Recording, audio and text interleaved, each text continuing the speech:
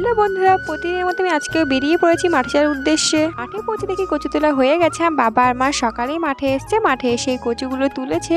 আর আমি মাঠে পৌঁছে দেরি না করে কচু ভাঙতে বসে পড়েছি। কচুগুলো ভাঙার পর ছড়িয়ে রাখা হয়েছিল, তারপর এখন বস্তার মধ্যে লোড করা হচ্ছে।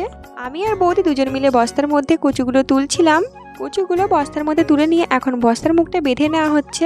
বস্তার মুখ বেঁধে নিয়ে এরপর বস্তাটা সাইকেলে তোলা হচ্ছে। সাইকেলে করে এখন এই কচুর বস্তাগুলোকে খালের পাড়ে নিয়ে যাওয়া হবে।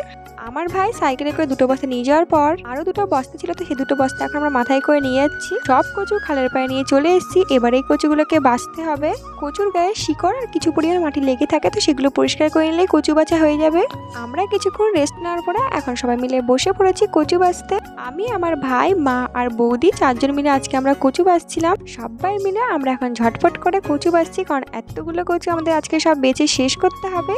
বলতে বলতে আমরা কচু বেচে শেষ করে ফেলেছি। আজকের মতো আমাদের কচু বাছা শেষ হয়ে গেছে। আমরা সব কচু বেচে শেষ করে ফেলেছি। কচু বাছা শেষ করে এখন এই কচুগুলোকে বস্তায় লোড করা হচ্ছে। আজকে আমাদের প্রায় 4-5 বস্তা কচু তোলা হয়েছিল।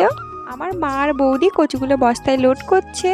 আজকের মতো ভিডিওটা এই পর্যন্তই। ভালো লাগে লাইক, কমেন্ট, শেয়ার। টাটা।